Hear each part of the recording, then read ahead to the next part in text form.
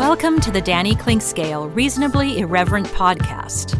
Insightful and witty commentary, probing interviews, and detours from the beaten path. Welcome to Kansas City Profiles, presented by Easton Roofing, and we have the pleasure of talking to another Kansas Sports Hall of Fame person. We've had a few of those over the past few months. Dave Bingham, who was a fantastic coach at two different stops and won national championships at Emporia State, his alma mater.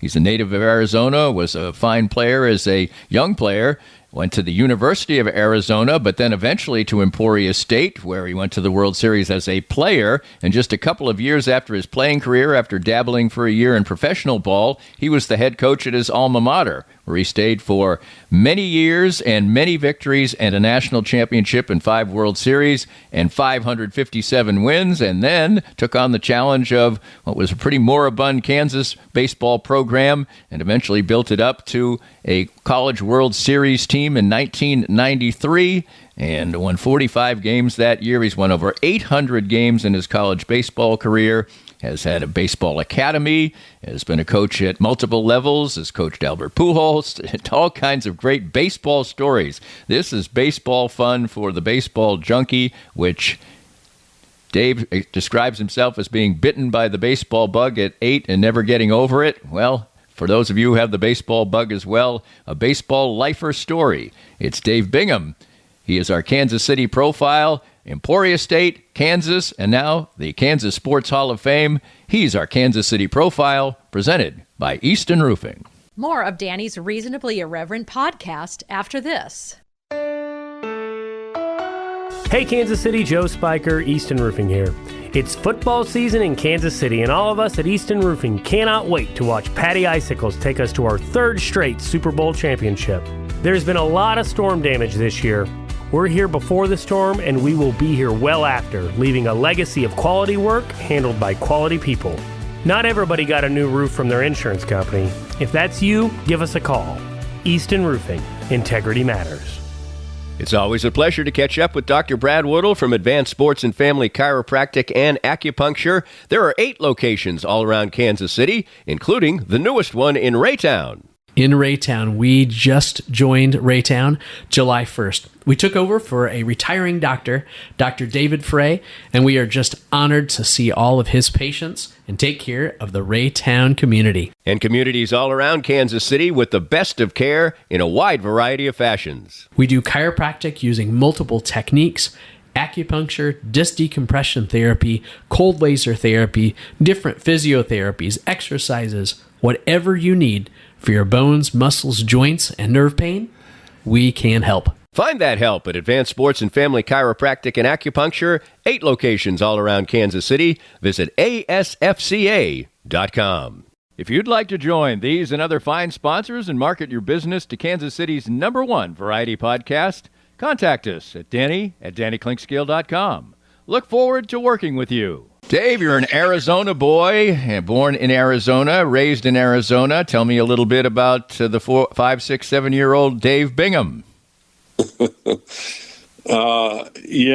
Kind of got bit by this baseball bug, at an early age. I think I remember my grandmother giving me a glove and a bat, when I was about 8 years old. For whatever reason, that stuck, and been something I've wanted to do my whole life. Well, it's a good place to do it. It's a year-round place, et cetera. You took to it. You said you got bit by the baseball bug. When did you start to see maybe that you had some aptitude for the game? Well, I'm not sure that I totally ever had the aptitude to do it, but I definitely was not going to stop it, so whether I could do it or not, I kept trying to do it, so and it's kind of like my golf game now, it's like same situation. Keep on grinding, but eventually you would become a college baseball player, so obviously you're pretty good. When did you start to develop some skills as you were growing up? We kind of interesting, here we played Little League, right. Unlike what people do now, so it's a way different baseball environment. I think the Little League concept was great from the stand-up. You played with the kids you went to school with and played in your neighborhood, and then advanced off of that into the state playoffs and regional, on to Williamsport type of thing. So I thought it was a great way to do that. We had a good team. I had played with a lot of good players, and we did well. And so that was kind of helpful. At 12 years old, you saw that he had some success. Mm-hmm. So continued to try to do it from then on. Did you play other sports? No, didn't. Wow, that's amazing. For the time, somebody's a good athlete usually played all the sports. You were more the modern version. Just played the one sport exclusively, right? Well, it's natural selection, I think. I tried out for junior high football, junior high basketball. He got cut for both of them, so it was right then. It's kind of like, my son always wanted to play basketball at KU, mm-hmm. growing up in Lawrence. And right. He got to his freshman year in high school, didn't make the basketball team, and that's when he decided that, he's going to be a baseball player, so that's what he ended up doing. So it's kind of the same routine, Right. It's like I was kind of a late developer, so I didn't have the size and stuff like that for football or basketball, either one. But, I can remember that, at Palo Verde High School, the assistant principal was a former basketball player at Arizona, and he kept trying to get me to come out for the team. And by that time, it was already decided what I was going to do. So I didn't never join back up with him. Well, obviously, you had some kind of aptitude for it because eventually you would decide to go to the University of Arizona, which is high-level baseball. What was that was where you went initially. What was the process of heading there? Well, that's interesting. I had a couple injuries in high school and really only played in my senior year, only played 10 games, and really so wasn't, in kind of the recruiting routine back in the 60s, whatever. And most of my buddies were going to junior college out here. And my father basically said, you're going to go to the University of Arizona. So if you want to play baseball, you can walk on. And so I did that. I had an academic scholarship at Arizona and walked on and ended up having a great freshman year, when freshmen weren't eligible, to play varsity back in 1967.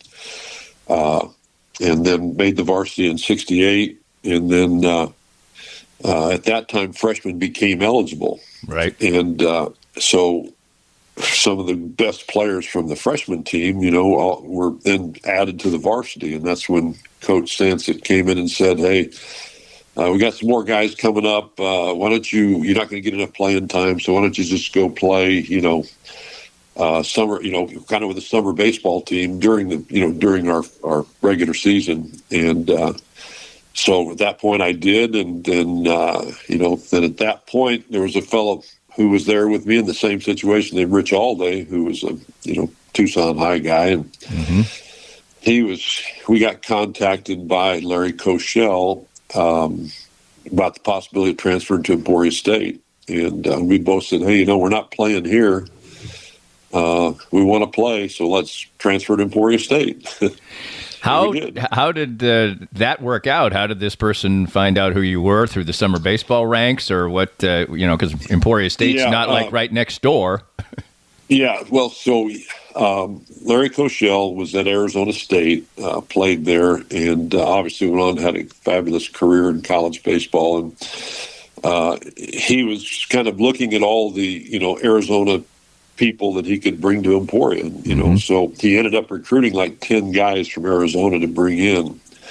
And we had, and the contact that he made with us was through Jack Watson, who was a baseball coach at Arizona Western Junior College, who knew us. And so he, along with Richard, myself, and 8 other guys, came from Arizona to play at Emporia State.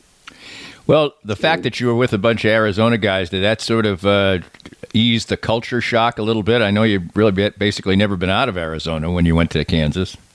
Yeah, I hadn't been 20 miles east of Arizona, prior to that time. So we got in the 57 Chevrolet and that Richard owned, and we headed for Emporia, Kansas. And we were leaving a community at that time of about 500,000 and going to a community of 25,000 in the Midwest. And so it was completely different from anything we were used to. There were mountains in Tucson and none in, Kansas. Right.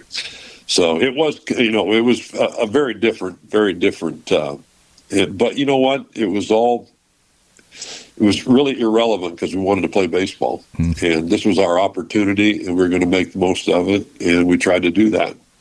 You're a third baseman, I believe. So tell me about the playing career at Emporia State. I was really fortunate. We played with a lot of good players, and all those kids from Arizona. And we were, my 2 years at Emporia, we played in the NAIA World Series in 1969 and 1970. Right. And so, to go to a place where, we went and played on good teams with good players was pretty special. And it was, kind of a lot of lifelong memories came from those players and those experiences to, to achieve a spot where you're reaching, the pinnacle of the baseball world, essentially. That is true. So you have success. You have a great experience, it sounds like, at Emporia. And as it's winding down, you obviously had the opportunity to play professionally and explored that.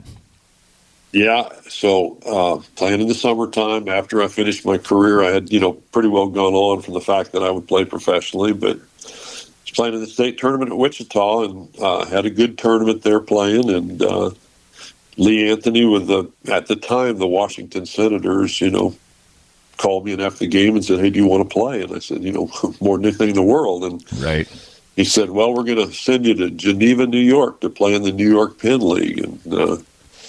And it's not, there's not going to be no money or anything. We're just going to get you a plane ticket. You're going to go play. And it's like, great, let's go. So right. It wasn't anything real romantic or special or what had happens today with all these guys. It was an opportunity to play, and we went and did it. And I wouldn't have, probably the greatest year of my life was getting to play professional baseball. So.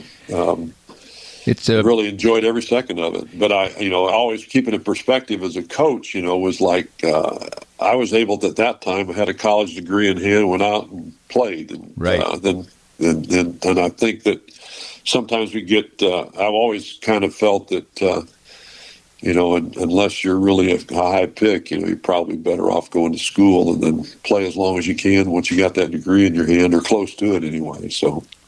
Well, that's a beautiful. But that was kind of the scenario. Yeah, that's a beautiful part of the world. I was a broadcast in the New York Penn League for several years, and there's nice places up there, cool little ballparks, especially back then. But you didn't have tremendous success. Did the 1 year just sort of get it out of your system, or did somebody have to tell you to get it out of your system? Oh, yeah, they told me. They said, well, thanks a lot, but don't come back, type of thing, Right. So, but...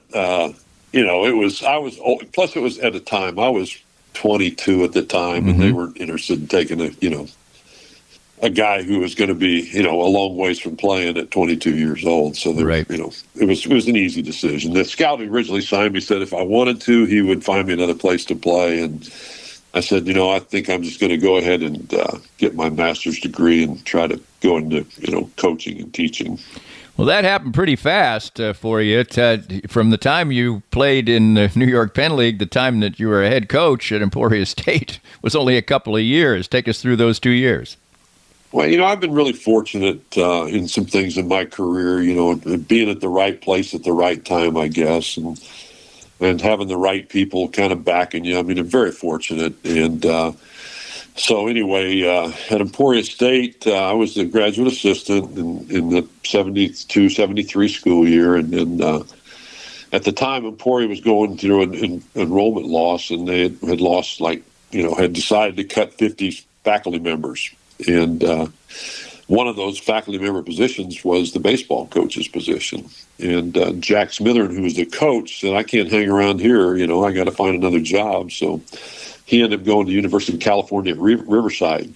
Mm-hmm. And there was some thought at Emporia that, they would help Bud Elliott get an assistant football, baseball coach for, and kind of get a position in there. And, Bud, finally said, "Hey, this really doesn't work for me that well. Well, let's just make it a baseball-only job." And since it was only a 1 year job, there was not anybody who was really very successful that wanted to come in there for 1 year. And so they kind of said, Bud Elliott said, "Well, you got a guy right here who's a graduate assistant, and I think he's pretty good. Why don't you just let him take the job?" And So, again,